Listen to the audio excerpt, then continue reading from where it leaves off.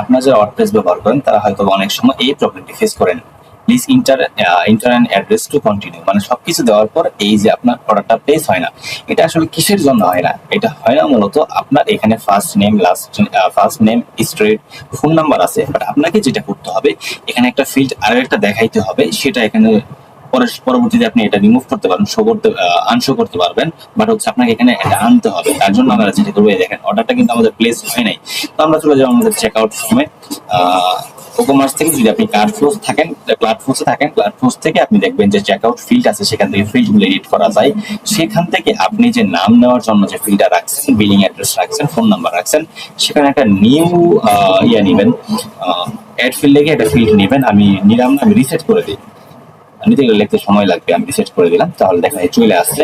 এখন আমাদেরকে যেটা করতে হবে, যে কান্ট্রি যেটা আছে না, এই কান্ট্রিটা আমাদের নিয়ে নিতে হবে অবশ্যই। এখন আপনি বলতে পারেন যে আমি কান্ট্রি নিব না, এই কান্ট্রিটা নিয়ে কি করব, এটা বাড়তি কাজ। তো আমি বলতেছি এটা নেওয়ার পর এটাকে এখানে হাইড করতেছি আমরা। এখন আমরা যেটা করবো, লাস্ট নেম যেটা আছে এটা কেটে দিব, বিলিং অ্যাড্রেস কেটে দিব, billing city, postal code, email এগুলো কেটে দিব। হ্যাঁ, রিমুভে ক্লিক করবো আমরা, দেন সেভে ক্লিক করলে এটা সেভ হয়ে যাবে।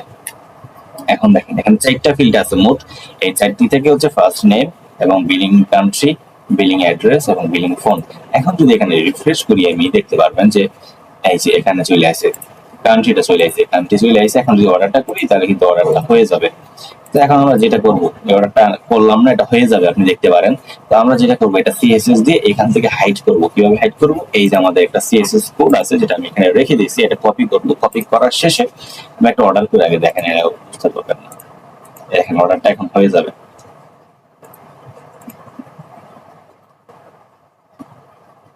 দেখেন অর্ডারটা হয়ে গেছে, থ্যাংক ইউ দেখাইছে, এই যে thank you, your order has been received. তো এই অর্ডারটা হয়েছে কিসের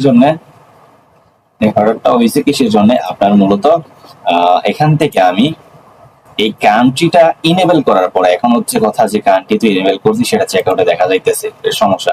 তো এইটাকে হাইড করবো, এই যে আমরা সিএসএস দিয়ে এখান থেকে হাইড করে দিচ্ছি। এটা আমরা যেটা করবো, এখান থেকে কাস্টমাইজে চলে যাব, কাস্টমাইজ থেকে এডিশনাল সিএসএস যাব আমরা। এডিশনাল সিএসএস এ গিয়ে আমরা যে সিএসএস টি কপি করলাম আমাদের এই সিএসএস টি কান্ট্রি হাইড করার জন্য, সেটা এখান থেকে পাবলিশ করে দিব। দেন আমি যদি এখান থেকে রিফ্রেশ করি, রিফ্রেশ করলাম, তাহলে দেখবেন যে এখান থেকে এই যে কান্ট্রিটা হাইড হয়ে যাবে।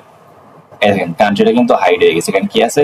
ফার্স্ট নেম, স্টেট, অ্যাড্রেস এবং ফোন নাম্বার। এখন যদি আমি এইটা অর্ডার করি, তাহলে দেখবেন অর্ডারটা কিন্তু কমপ্লিট হয়ে যাবে।